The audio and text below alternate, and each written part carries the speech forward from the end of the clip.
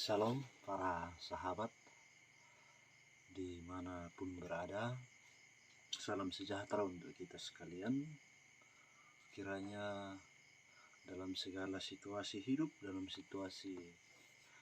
segala keadaan hidup pada saat ini, kiranya damai sejahtera dari Allah terus menjadi bahagian dan kita nikmati setiap saat.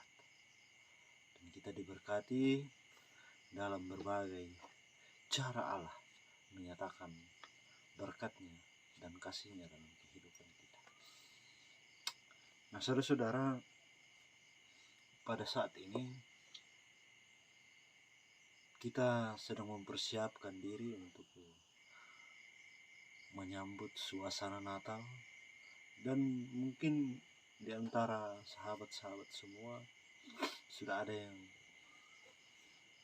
sedang menikmati perayaan-perayaan Natal di gereja-gereja, di rumah-rumah masing-masing bersama dengan keluarga. Menjadi sebuah sukacita yang luar biasa di momen-momen seperti ini. Setelah hampir 2 tahun, kurang lebih 2 tahun, kita terpuruk oleh situasi global dengan adanya pandemi COVID-19.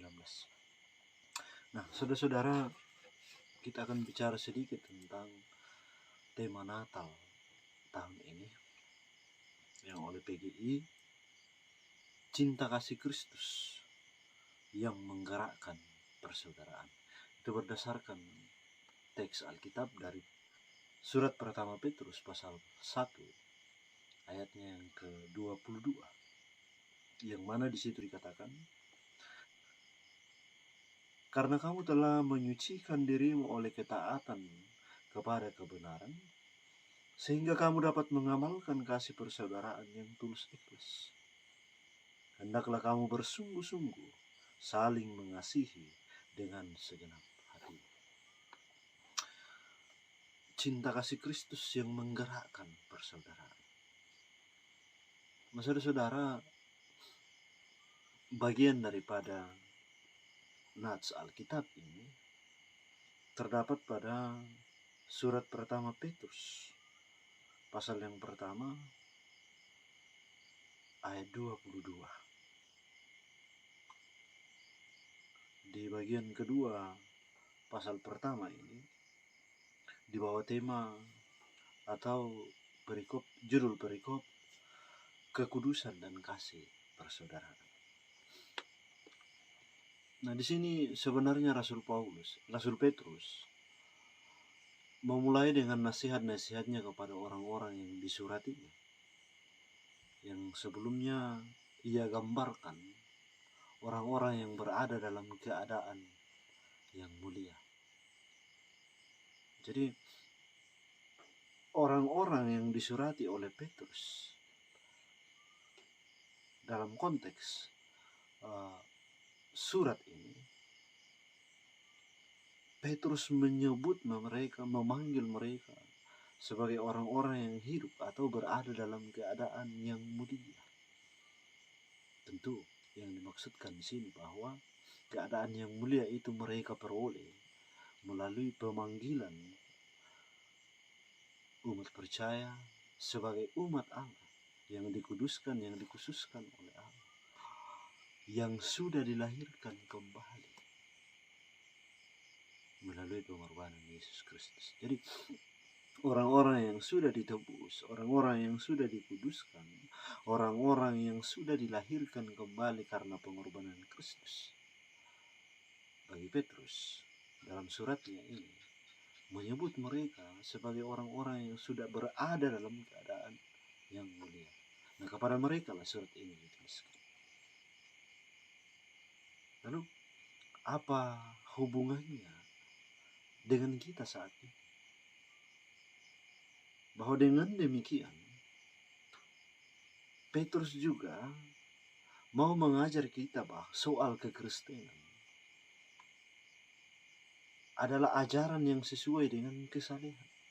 bahwa kekristenan itu adalah soal ajaran yang sesuai dengan kesalehan yang dirancang untuk membuat kita bukan sekedar hanya lebih bijak, tetapi bahkan jauh lebih baik. Perikop sebelumnya pada pasal pertama ini, Petrus sudah berbicara panjang lebar soal pemanggilan Allah yang menyatakan dirinya sebagai Allah yang kudus, yang mana Allah menetapkan suatu umat sebagai milik kepunyaannya, dan kepada umat ini Allah menghendaki mereka untuk hidup kudus, bahwa kuduslah kamu sebab aku kudus. Itu firman Tuhan. Allah memerintahkan akan hal itu. Allah mengatakan perintah ini kepada umat yang sudah Dia panggil, umat yang sudah Dia kuduskan, umat yang sudah Dia lahirkan kembali di dalam pengorbanan Yesus Kristus. Kepada mereka dituntut untuk hidup kudus. Bahwa umat tebusan Allah yang telah dilahirkan kembali karena pengorbanan Kristus yang telah mati di kayu salib, mau memperlihatkan kepada kita bahwa penebusan ini sangat mahal, yang tidak mungkin bisa dibayar dengan apapun juga selain dengan darah Kristus. Itu mau memperlihatkan tentang mahalnya harga tebusan umat yang oleh Petrus disebut hidup dalam keadaan mulia. Sungguh sebuah penebusan yang mahal. Kekristenan terpanggil menjadi umat yang kudus, yang harusnya menjaga hidupnya berkenan kepada Allah, bukan sebaliknya. Kecenderungan awalnya yang cenderung untuk kecenderungan hidup mereka adalah untuk berbuat dosa, menyukakan diri, kemudian ditinggalkan, dilepaskan, dan kemudian termotivasi untuk hidup sesuai dengan firman Allah. Hari demi hari diharapkan menikmati pengudusannya. Hari demi hari diharapkan untuk menikmati keadaannya yang mulia itu. Hari demi hari diharapkan semakin serupa dengan Kristus. Jadi betul-betul tema Natal tahun ini mau mengajak kita untuk merefleksikan perjalanan iman kita selama ini. Bahwa sejauh mana saya sudah menyatakan kekudusan Allah yang sudah menetapkan saya sebagai umat yang kudus, menetapkan saya sebagai orang yang mulia, orang yang sudah dilahirkan kembali. Sejauh mana itu sudah menjadi nyata, sudah nampak, dan sudah saya nampakkan dalam kehidupan saya. Nah, nasihat Petrus pada saat ini, pada ayat yang ke-13, sebab itu siapkanlah akal budimu. Itu nasihat pertama yang Petrus sebutkan.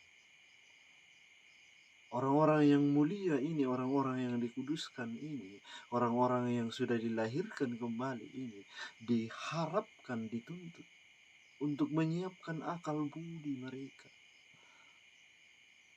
Jadi seolah-olah Petrus berkata, sebab itu karena dalam keadaanmu yang demikian, yang sudah dibedakan, yang sudah dikhususkan, siapkan akal budimu. Kenapa? Menjadi pertanyaan dan menjadi perenungan kita. Kenapa Petrus mengingatkan akan hal ini kepada orang-orang yang sudah ditebus? bahwa ternyata ada perjalanan yang harus kita tempuh. Masih ada pertandingan-pertandingan yang harus kita ikuti. Bahwa ada peperangan yang sudah menanti, yang harus kita tempuh. Ada peperangan yang harus kita menangkan. Dan ada pekerjaan besar yang harus kamu lakukan, yang harus kita lakukan. Ibarat seorang pengembara, ibarat seorang petarung, ibarat seorang prajurit, ibarat seorang pekerja yang diminta untuk mempersiapkan diri, mempersiapkan segala-galanya untuk masuk melakukan perjalanan. Dan tentunya ini yang dimaksud di sini adalah perjalanan iman, pertandingan iman, peperangan rohani, pekerjaan-pekerjaan besar, pekerjaan Allah. Jadi kita dituntut untuk mempersiapkan akal budi. Jadi senjatanya kita harus mempertajam senjata ini. Jadi secara tidak langsung Petrus sudah memberi kita sebuah gambaran untuk masuk dalam pertarungan tersebut, untuk masuk mengikuti perlombaan tersebut, untuk melakukan perjalanan panjang itu. Senjata yang paling ampuh yang harus kita persiapkan adalah akal budi kita. Nah, kencangkan apa yang longgar, dan hendaklah ikat pinggang atau kekuatan dan daya pikiran kamu. Kamu kerahkan untuk menjalankan kewajiban orang-orang yang kudus, kewajiban orang-orang yang sudah dilahirkan kembali, yang kemudian memotivasi kita untuk melepaskan diri kita dari hal-hal yang bisa menghambat.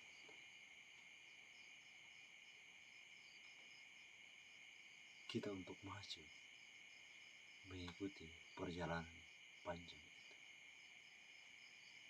Kita dituntut untuk mengerahkan segala kemampuan kita, menjalankan kewajiban kita.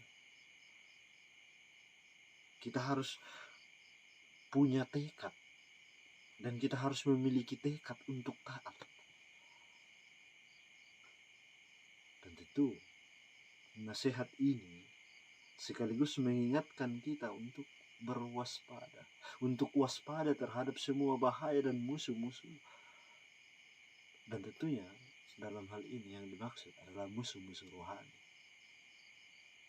Memang sulit, memang bukan sebuah perjalanan yang mengenakan, bukan sebuah perjalanan rekreasi, memang bukan sebuah pertandingan yang sudah pasti kita menangkan, bukan sebuah pekerjaan yang mudah untuk kita kerjakan.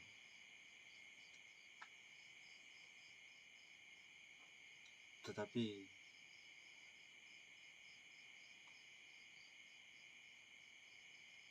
melalui surat Petrus ini, kita diharapkan, kita diajak untuk memiliki yang namanya pengharapan. Berharaplah dengan sempurna. Percayalah tanpa ragu pada kasih karunia yang sekarang sudah kita miliki, yang sudah sementara ditawarkan kepada kita melalui peristiwa Natal saat ini. Nah, pekerjaan utama kita apa? Apa yang harus dikerjakan oleh orang-orang yang sudah dikuduskan ini, orang-orang yang sudah dilahirkan kembali, orang-orang yang dikatakan oleh Petrus sebagai orang-orang yang hidup dalam keadaan mulia.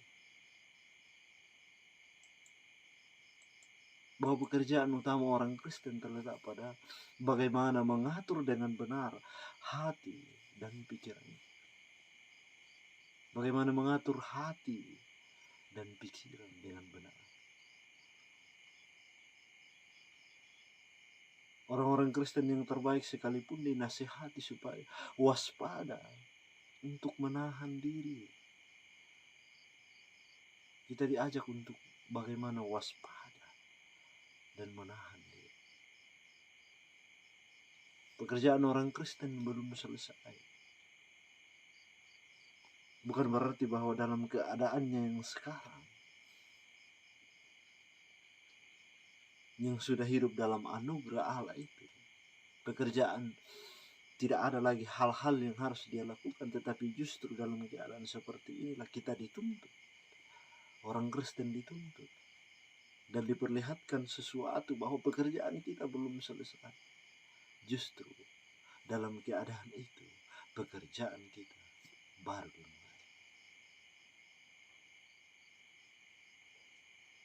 Ia masih harus berharap dan berusaha memperoleh anugerah yang lebih banyak lagi. Bahwa kita sudah hidup dalam kasih karunia oleh anugerah Allah. Tetapi kita dituntut untuk berupaya lebih giat lagi untuk memperoleh anugerah yang lebih banyak lagi. Dengan demikian, kita diperlihatkan sebuah keadaan bahwa ternyata anugerah itu ibarat sebuah gerbang yang sempit, yang masih harus berjalan di jalan yang sempit.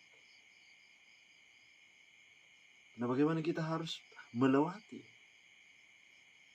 gerbang yang sempit? Bagaimana kita bisa melewati jalanan yang sempit itu? Ketika kita tidak mampu untuk mempersiapkan akal budi, ketika kita tidak mampu memelihara kekudusan tersebut. Jadi sebenarnya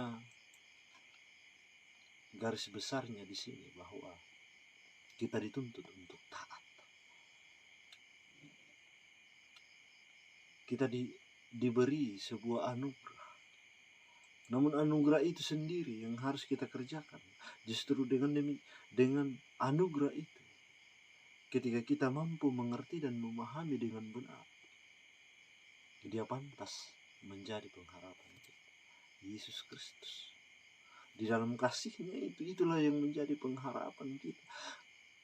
Melewati jalan yang sempit, melewati gerbang yang sempit tadi.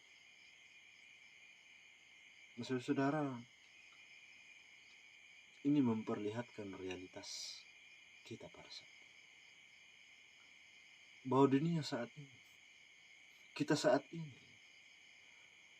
berada di dalam situasi sulit, yang mana di dalamnya kita dituntut untuk menjaga kekudusan kita, menjadi anak-anak yang taat.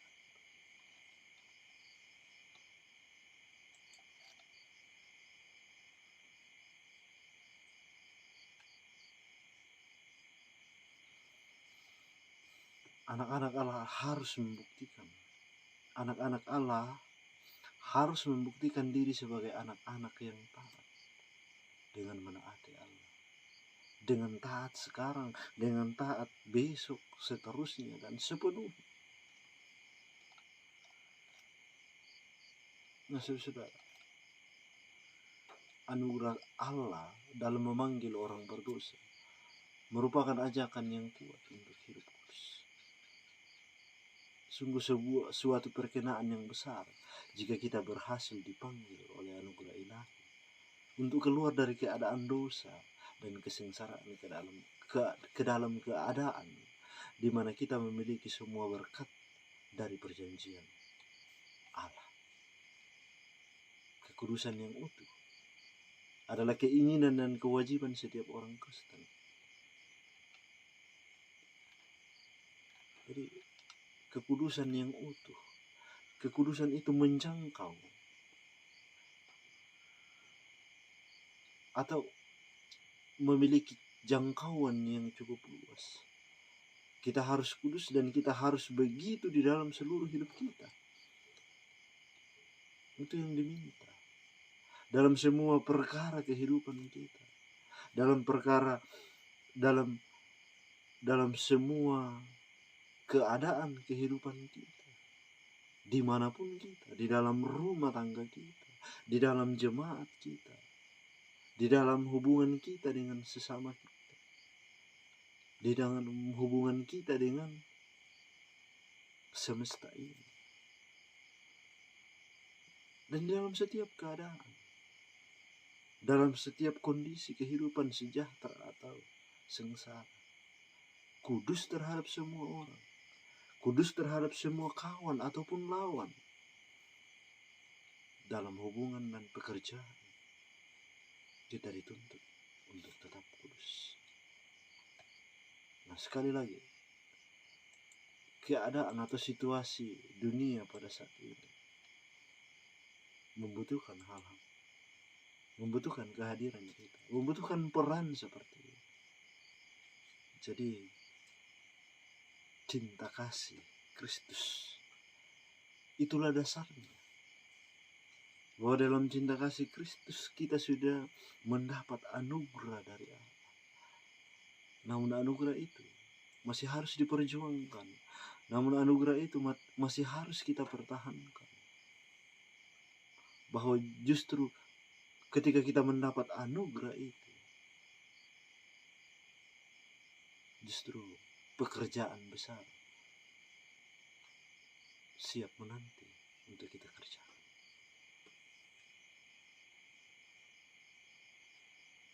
Nah, tema Natal tahun ini menekankan pada kasih persaudaraan. Bahwa cinta kasih Kristus sekiranya bisa menggerakkan kita untuk menjalin kasih persaudaraan kepada semua manusia, kepada seluruh ciptaan. Dan betul-betul dari sini, jika kita mampu mengerjakan hal ini, saya kira pantaslah kita dan layaklah kita disebut sebagai orang-orang yang hidup dalam keadaan mulia. Salam Natal untuk kita sekalian. Jadilah orang-orang yang digerakkan oleh kasih, cinta kasih Kristus untuk mewujudkan cinta kasih persaudaraan bagi sesama kita. Tuhan memberkati.